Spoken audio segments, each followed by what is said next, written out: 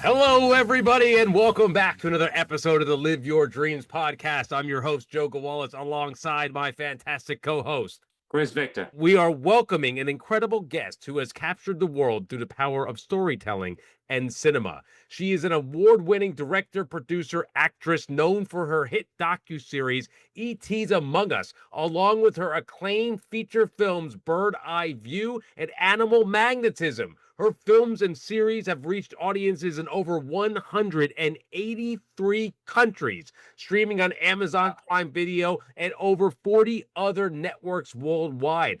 And not only that, Chris, she's also fluent in 6 languages, is an Ivy League graduate, and also taught at Harvard Drama at Harvard University. She's a proud member of the Explorers Club and has a passion for storytelling that has taken her across the globe, where she's documented international wildlife rescues and woven those amazing experiences into her films. Now she's preparing for 2 premieres, the comedies Conundrums of Cassie and Perils of Pauline, both debuting in New York's legendary Cinema Village this fall on September 19th and October 17th. Please welcome Cybela Clare to the Live Your Dreams podcast, and don't forget about Baby Rainbow, her amazing companion there. Thank you both so much for coming on the show.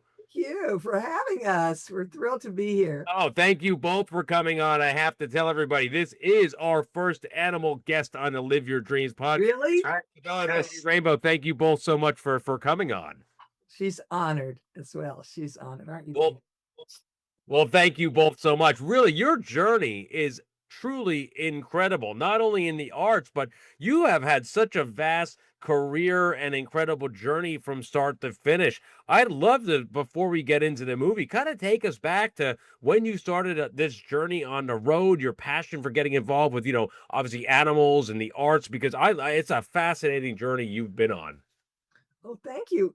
Well, since I was a little kid, I kind of was looking out the window and I started thinking there's no way we're alone in the universe. That I figured out when I was like 3 years old. I mean, it takes a 3-year-old to figure that out. Believe me. I think people who don't realize that are pretty egocentric. I have to tell you. But so that's just a given. It's a no-brainer that we're not alone with trillions of star systems that are like ours. I mean, it's obvious. It's like my question is, how many different species are there? How many? It's just trillions and trillions of different beings that have to be everywhere, right? Because there's life everywhere, even under every rock in the bottom of the ocean and the heat. There's something. So obviously, everywhere in the universe there's life, I believe. And there's got to be intelligent life because it evolves naturally to intelligent life. 100%. Yeah. So that's where that started. But, my grandmother gave me a Donald Duck when I was a little child at 3 years old. And then my mommy gave me another little duck called Fluffy. It fell in the toilet and I did not want to lose that bird, So when they took it out and put it in the wash, they said, no, we're going to get you another one. And I said, no, I don't want the new one. I want the one that's on. So, and I've been in love with animals ever since, ducks and birds and all sorts of animals, but real especially birds. But of course, I love all animals. And I believe that, the animals are more soulful in some ways than people. They don't have the filters we have. They're much less sophisticated. So they're more natural, like little children, very innocent. And so I believe in helping as many animals that have been cruelly treated as possible.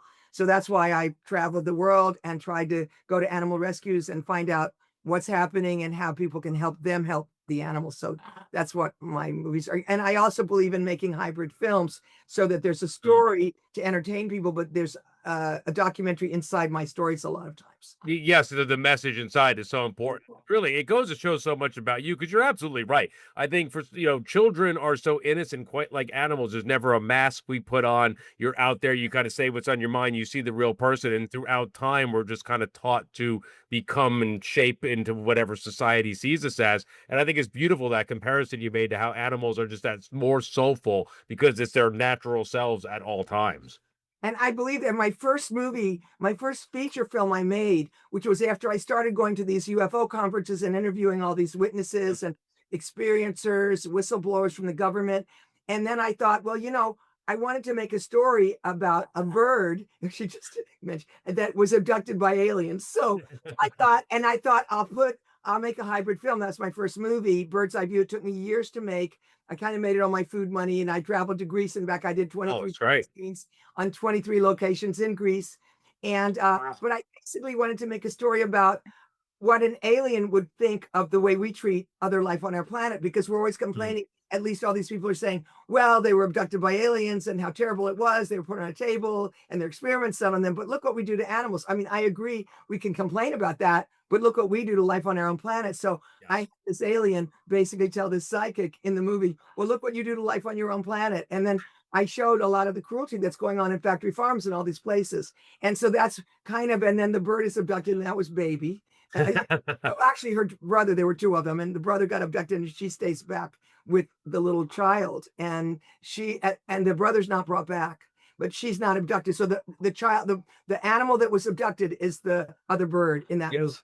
and it's never brought back till after it actually died. And then Mm. there's an autopsy, and the veterinarian says, "Wait, this is really weird. There's all sorts of radiation and blah." And so it starts, and then I start interviewing people during the movie, and it becomes like a hybrid film. And you start to, I tried to kind of illustrate about abductions and aliens. So that was my first movie. So That's I great. find animal rights and compassion for animals along with the whole thing, because at that point, that was like 2009 when that movie, and it was still kind of, a lot of people really didn't believe, as many as do today, Sure.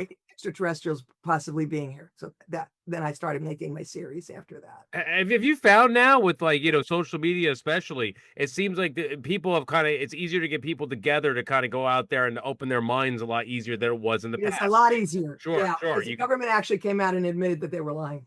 no, You no, they know, have. Yeah, I've read articles about that where they said, "Yeah, no, this has been around, and we just kind of were keeping it under wraps." Now, you right. were kind of and when you were doing that, like you said, in that mid-2000s kind of time period, early 2000s, there wasn't a lot of information on that. That was before streaming. It was just starting. Netflix is kind of just getting that Right. thing going, and you have a lot, especially in that ET series, a lot of great films that you put out into the world. How was that for yourself as a filmmaker? Because again, one, you're helping animals in the world. Yourself is out there. Yourself as a filmmaker. You're an actress. You're also talking about animal rights. You have this hybrid kind of creation process. But at the same time, you're dipping your toes in the areas where some people may say, like, especially at that time, Wait, say what? I'm sorry. oh no, especially at that time, were people kind of receptive in a positive way? Was it hard to find an audience in that kind of pre-streaming era? A lot of Make that people a thought I film? was crazy. A lot of people, Yeah, my own family really thought I was crazy.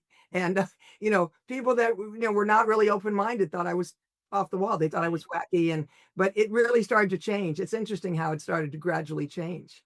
And I know when I applied for the Explorers Club, yeah. they told me, don't say that. Don't say that you believe in aliens. Don't say that you made this series. Don't only talk about your time in Thailand with the elephants and your animal magnetism movie. And I said, no, I refuse to do that. I'm not going to lie, but I'm going to put the truth on my application. If they don't like it, too bad. That's great. And I put it all out there, but at the same time, I added some copies of the New York Times and things with my application, because at that moment, it just turned out that particular year, that particular month that I was applying, it came out that the government was admitting they had lied. So Nice. luckily, I could show all sorts of stuff from the Air Force. So they let me in. I'm surprised they did let me into the club, because still, I think most people don't agree with me at that club. But it's supposed to be the Explorers Club, and I hope they're going to become more and more open-minded as the years go by. I'm hoping.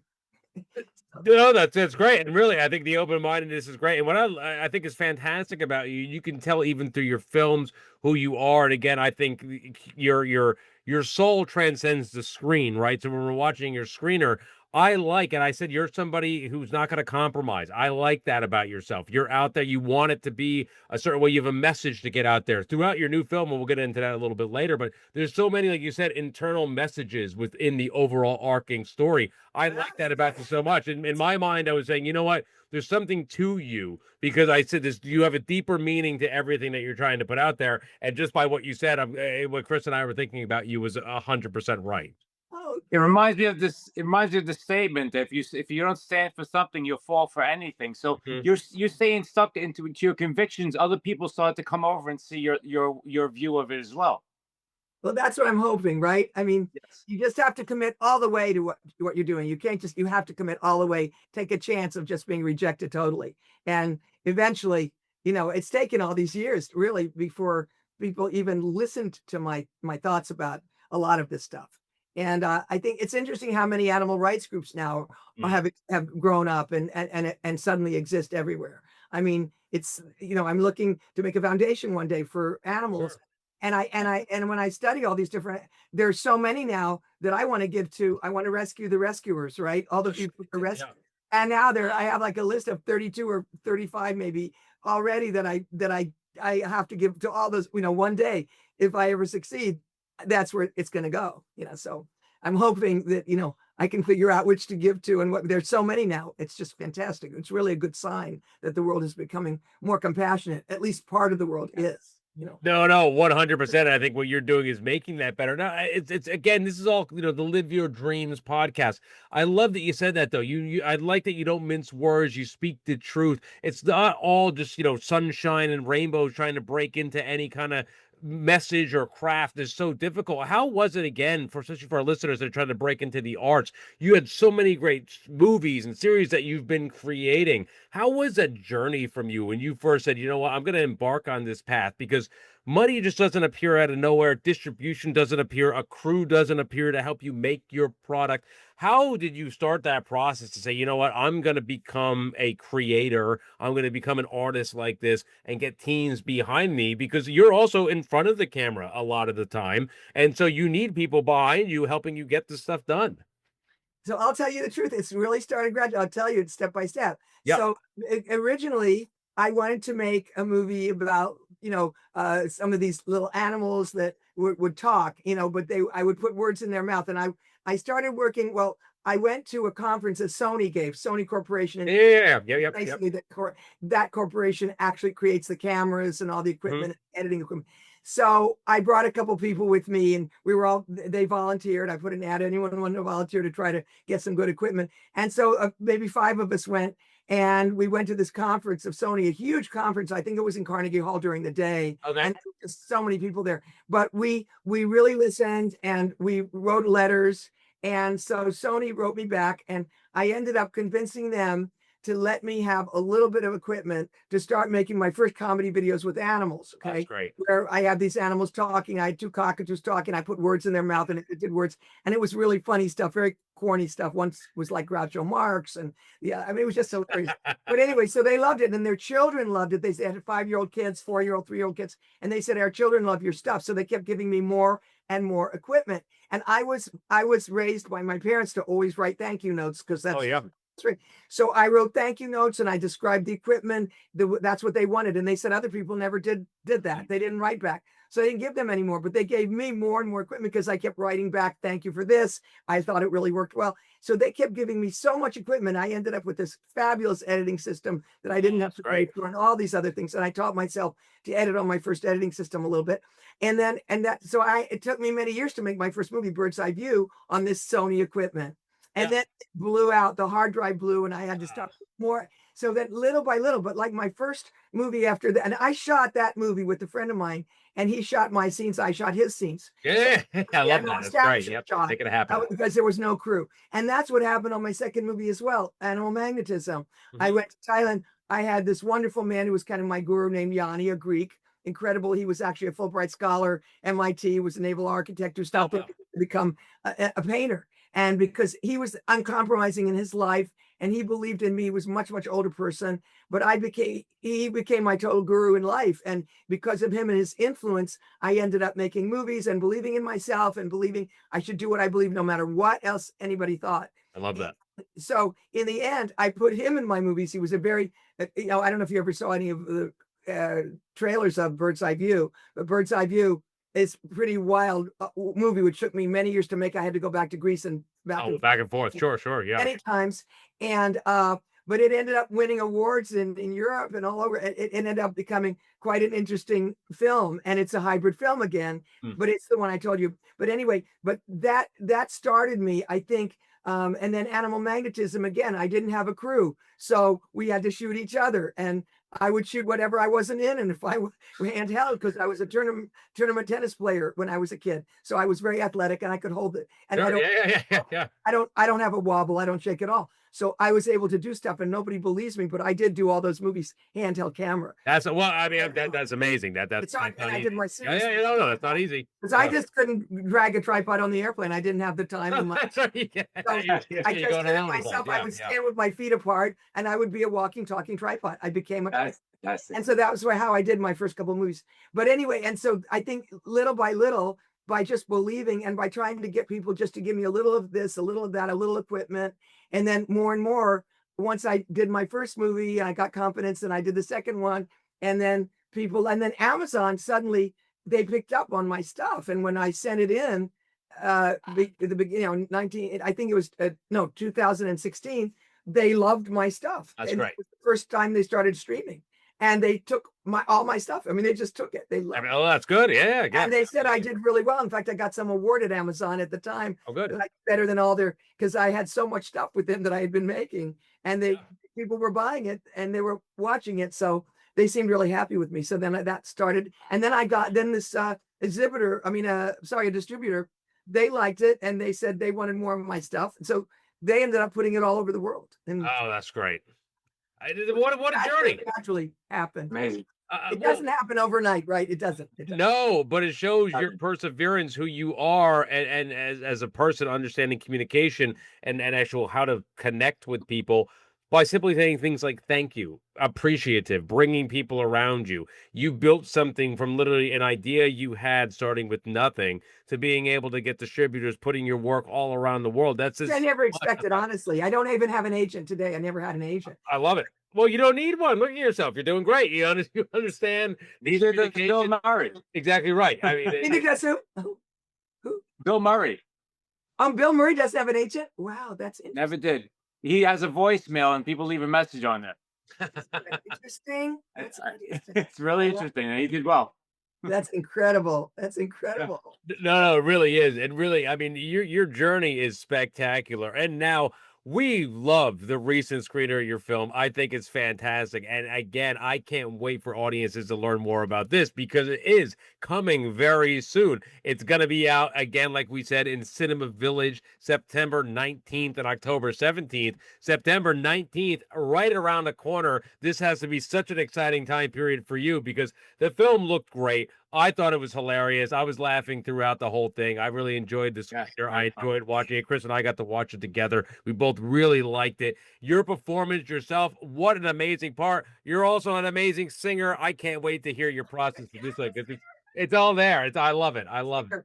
But that's what's funny is I'm such a bad singer, I think. But the second movie is actually the prequel. The first movie I made is the second movie, the reincarnation of So yes, yeah. Oh, nice. Yeah. of this scientist, but these distributors were talking to me and they said, no, put the other one because it's the summer, at the end of the summer, and it's just all fun from the beginning to end. Yeah. But the other movie is my real heart is with this movie that's coming out in October. Okay. Pauline, because it's about reincarnation and karma and kind of revenge, inadvertent revenge. It's really, that's much more, it's a much deeper, more serious, Sure. philosophical movie. And that was the first one I made. But this distributor said, no, put the other one out first because it's easier for people to understand. Because the second one goes to 2 time periods. It's back and forth. Oh, wow. Yeah.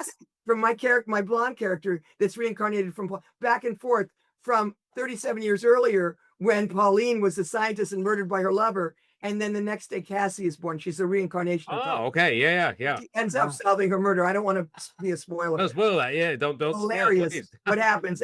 But that's really complicated, but interesting movie. And I'm kind of real proud of it. It's kind of I'd say my big work of my life is that one. But yes. But by this time I got a much better cameraman. I mean, my cinematographer is amazing. I was going to say, you're not shooting this yourself to stand. No more. No. That's great. But now I have the best cinematographer in the world, and he did the Conundrum of Cassie. So every message is so beautifully made. You've probably seen it. Oh yeah. Just are so wonderful, and he's done it's a trilogy. So the third one we're shooting now. We've almost finished the third one, which will be out next year in the same theater. So that's great. I'm really excited, and I hope you'll talk to me about that one in a year or so. 100%. Are you kidding me? What I love, again, I'd love to hear your process here because you went. Now, this was obviously, I can't wait for our fans to come out there and make sure anybody in New York, make sure September 19th, Cinema Village. I think it's on like 14th Street downtown or 17th Street down on the east side. Beautiful cinema down there. You guys all have to check this out because you guys are going to love it. Now, you took, and when you hear our fans saying that you were the original tripod, you did this. This is a movie. I mean, this, you got a good crew behind you. You have people behind you. Great cast of characters. I love your serial killer. Thought he was brilliant. Great actor as a detective. Yeah, Johnny was great. John Zito he was fantastic. I thought he was a fantastic actor. 2 parts in there. Does a great job. Yeah. Again, you get Baby Rainbow doing it in there. She's great, and the detective was also fantastic. I Oh, really isn't he loved it. brilliant? Yeah. Yeah, I had yeah. like 33 New York actors, a lot of them from other places like Russia and Macedonia, Greece. I mean, I have incredible actors right there. Oh, I love them. How did you start connecting with this group of New York players like that? Because this is obviously this is a production. This is not just somebody saying I'm coming out and shooting. I'll be honest, for my myself. producer is my better half. He's a genius, Okay. real genius. Okay. Yeah. And 32 years old, going on 90 as far as. Oh, good for him. That's fantastic. Yeah, And he's more mature than all my actors. And they all look up to him. And he just is able to organize. He knows where to go. We put ads out in backstage and online formats. Yep. With different formats. And we have so many actors for every part, wanting every part. Yeah. And so we're very lucky to have such a choice. And we've just been incredibly lucky with our crew as well. Yeah. I mean, the crew has been amazing. And we also love interns that are just in college studying. Yeah. Their school by working with us for a summer. And we usually shoot in the summer when it's not too cold outside. Yep. And shoot in the summer. And that's when the students want to have an internship so they can their next school year. So, and Michael Slack, who's my genius producer, incredibly smart. He also edits. He also makes CGI. He's incredible. I saw that. Yes, he's an editor as well. I saw that. Yeah, and that's so great. I'm very, very lucky to work with him. And he's improved whatever I produced about a million times over. And that's really the truth. I'm not just saying it. No. And the production value, I mean, I even watching simple scenes of 2 characters sitting together in a restaurant talking, the cinematography and what he was able to edit together looks great. I mean, it's a real proper piece of cinema. You're watching it, you're saying, this is great. You would never think there wasn't a full team, which there is behind it, which is fantastic. I love that you talked about your earlier work and how it got to this next level, because I just enjoyed watching when I'm always watching movies, and Chris and I get screeners all the time, and sitting there even watching. I always think, what's the simplest scene, right? 2 characters talking, and you say, well, it's nice cinematography, good acting, good directing, everything looks like a complete package, which seems so simple, but it is so difficult to actually do. It's all in the editing, though. Exactly. Yeah. Yep. It is. I mean, the L cut. In other words, one person is talking, and you see the other person will come onto the screen. Yeah. The other person's still talking. It has how you cut it, because it's not just what you think, and people talk over each other. That's another thing. And a lot of editors, I've seen movies, I won't name who it is or what, but I've seen things where it's just so slow because one person talks, then the other person talks. Oh man, no, people don't feel like that. Life is Exactly right. over each other. They and I try to do it the way life is. I try. My best. And so if one person's face comes on, you're still hearing the other voice, and then it goes back and forth. So it's that kind of intercutting. Sure. Is really important. Well, I have to say, it is also a very big deal to get the screen at Cinema Village. I'm excited to hear about this journey. How you guys started doing this, how you got into that, because I think it's fascinating. Was it the distributors that got you there? Did you guys? No. I went to CinemaCon, which was out in. I decided I wanted to get into a theater. I kind of was. I'm already streaming in all these 183 countries. I said, well, I'd like to actually put a movie in a theater again, because actually, Bird's Eye View was in a theater. The Roxy in Philadelphia got. Oh yeah, the Roxy, yep. 2009. It got rave reviews by this really famous critic, Stephen Ray, at the Philadelphia Inquirer, and he just loved the movie. And I thought, well, it's been all these years. I would like to be in a movie theater again, an old-fashioned theater. Absolutely. And I'm really lucky, because I was at CinemaCon and I met these wonderful women, and she ended up having a connection with this theater. And luckily, they loved the movie. And the other thing, I'm really lucky, the owner of the theater is Greek, and I speak a little Greek, and I absolutely adore the owner of the theater. He's the sweetest man in the whole world. And he's actually putting my movie in for 2 weeks now. Oh, good for you. Not even That's so good. He's sticking it for the second week. Yep. So this is going to be playing till October 2nd. From September 19th, which is incredible, in the biggest theater inside of the Cinema Village. She's putting it in the big theater. I love that. And I'm in the theater with 155 seats. So we really need to get people to come. Okay. No. We'll put the word out there, because we are New York people ourselves, actually. So I hope you're going to come. No, we'll come by. Please, we got to come down. We'll definitely come. It'll be great. And We'll then have a lot of fun. the prequel will be in October, and that's the really heavy duty movie. But I'm Right. hoping that if they like this one, they'll definitely like the prequel, because the prequel is really interesting and heavy. And as I said, karma, revenge, it's just really mysterious and incredible. I'm telling you. And also, we have great music in that one too. Talking about music, I mean, you're sitting there, you're singing in this one. I love I it. write the song at the title of each of those two movies. I don't know yet the third one. I've started, but I might succeed. The third one is called Deja Vu: The Eye of Lulu, and it's all about AI. Oh wow, yeah.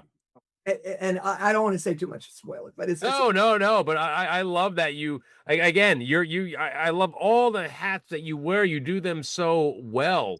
Do you ever sit there to say to yourself, when you're in front of the camera, you have this, obviously it's a great team around you. You thank Michael Slack a lot, who's obviously a very brilliant producer, editor, great team. How was it feeling like when you're on camera? And again, the scene opens, right? You have people playing the piano to the right of you. You're sitting there, you're singing. That's an opening scene. You're setting a whole tone for the film. As an actress, as a human being, that has to be nerve-wracking. Are you nervous saying, like, I'm opening it up with this? You close with it with the dance sequence. You had so many great kind of bookends, and it's you in there. No, we're there. Yeah. Yeah, I'm not. I don't think I was really nervous. It just comes out automatically because I love the people I'm working with so much, and that guy really is my singing teacher. I mean, he really is. Oh, that's great. Yeah. And I said, "Would you be willing to die in this? Would you be willing to die and be all bloody in your house? Would you be willing to be murdered in your house?" And he said, "Yes, I would." I said, "Well, that's it then." And he's done all these off-Broadway shows. I mean, he's an incredible arranger. Sure. Yeah. And so I just love him. Stephen Cornine is his name. Yep. But anyway, so he was willing to be murdered in the movie and everything. So, and I put him right in the movie, and he's real. That's why he's so good, because he's real. No, it felt like that. The dog that licked him, his blood, wasn't that crazy? I mean, I shouldn't tell you how much about the movie, but there are a lot of murders in the movie. So no, it is fun though. But again, along the way, it's a fun film. Everybody really, Chris and I really truly enjoyed it. We liked it. We said we get a lot of screeners. We're always out there. I like when we see films like this, and especially with people like yourself. You can tell the conviction. I like when I see strong teams that are together. You guys are what independent filmmaking is really all about. Oh, thank you. Well, I think it's a crime to bore people, and that's why I edit the way I edit. Yeah. If you bore people, to me, it's a crime to take people's time, put them in a theater or even on front of their TV and bore the hell out of them. To me, that is the worst crime you can commit. Yeah. So I always try to say, no, I'm not going to have extra boring spare moments or even seconds or even frames in my movie. I want it cut to the bone. And, as Steven Spielberg said, if in doubt, just cut it out. And that's what we've been doing. That's what I do. We know that very well, 100%. Well, how did it feel when you have to do that, right? Because you are behind this, you write it, it's a part of you. Was it hard at first? And again, it's easy to say, if it's not right, cut it out. Did you ever sit there in editing with Michael and say? I edit always with Michael. Yeah, I sit with him. I sit with him. Do you guys ever sit there and say, well, you know what, this is going to be hard to pull this? How does that get? A lot of young times, like, you've had movies out there, you're working with a great team. For some of our listeners, these are first-time filmmakers, right? And every first-time filmmaker thinks they're brilliant, and they go, every word I wrote needs to be on the screen. Every word. Every first-time filmmaker does that. Did it take a process of saying, like, I could start cutting? Did it take you kind of working up to that, or were you always that way? Well, to be honest with you, I was so slow. My first movie, which took me years to do, right? And I started like in 2000. I mean, it really took years and years and years.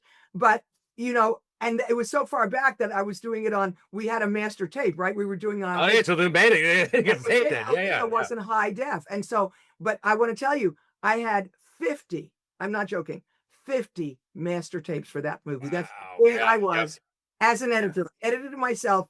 I made it. I started out 3.5 hours. I got it down to less than 2 hours. Oh, wow. But I had to but I was doing it by myself. I did every frame myself. I edited myself at an editing machine for years. It took me years to make. Wow. Yeah.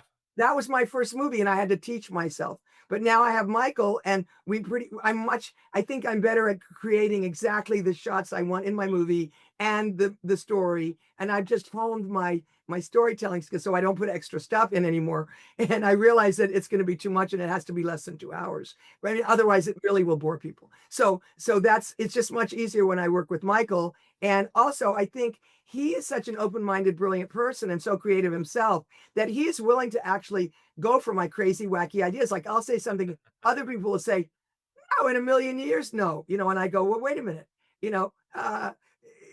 you know, and it would be a spoiler alert, but in one of my movies, and I'm not going to say which, that it might spoil, but there's a movie in which I actually have a person turning into another person and back to themselves. It has to do with the plot, okay? And I have that in a movie, and everyone except Michael went, "What? Are you crazy?"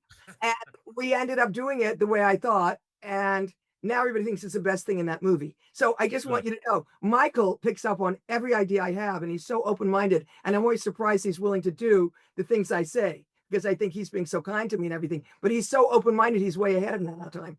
And it's like working with him, I can like literally make all my dreams come true, because he is able to make anyone's dreams come true, because he knows technically how to do it. That's incredible. Like I create like stuff in my mind, and if you saw the Conundrum of Cassie, you saw some of the dreams I had, the piano and the blood pouring down and the headless person and all these things. Oh yeah. And the castles in the rain song and making the sandcastles, all those things Michael did. I mean, he can create that like in a nanosecond. He just is genius. I mean, who else could do that? Oh yeah. I have a fantasy, and he makes my dreams come true, my fantasies come true, because he's able to do that.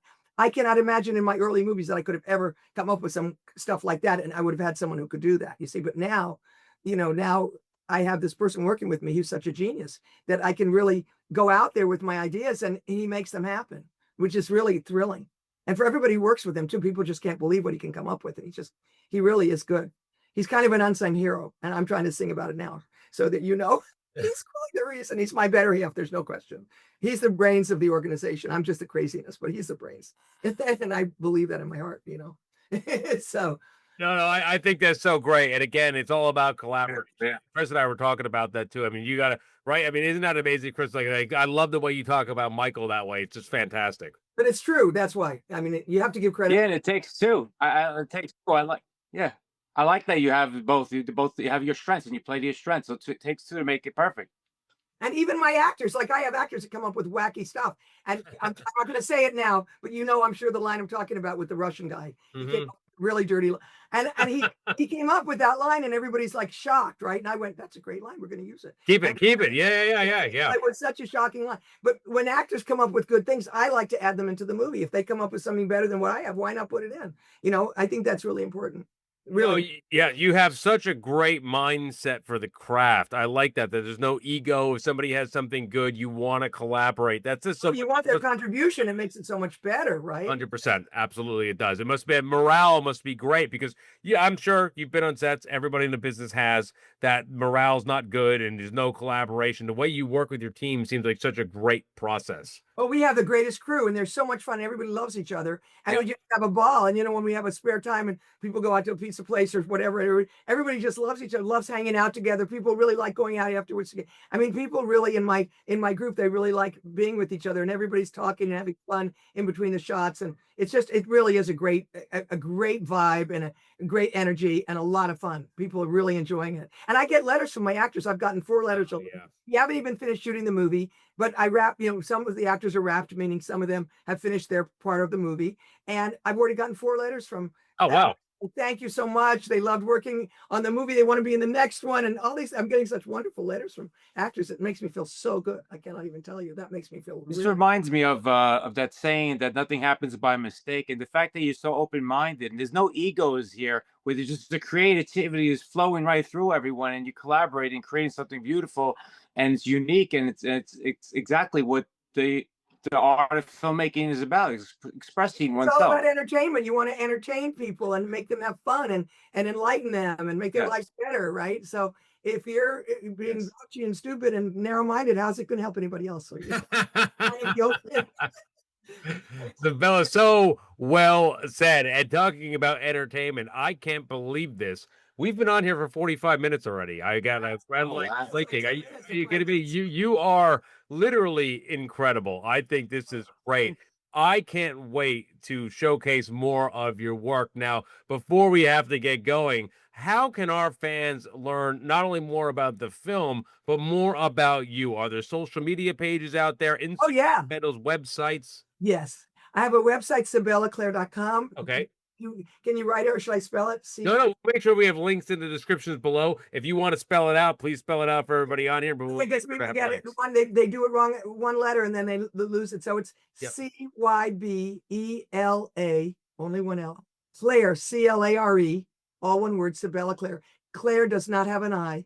It's CLARE. And that's the, so CybelaClare.com is the website. And it has like about 18 of my movies on it. It has trailers for at least 16 or 18 movies.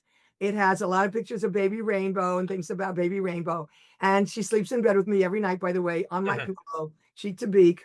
And she's amazing. She's just the love of my life. She's so great. And she wakes me up in the morning and says, hi. She whispers.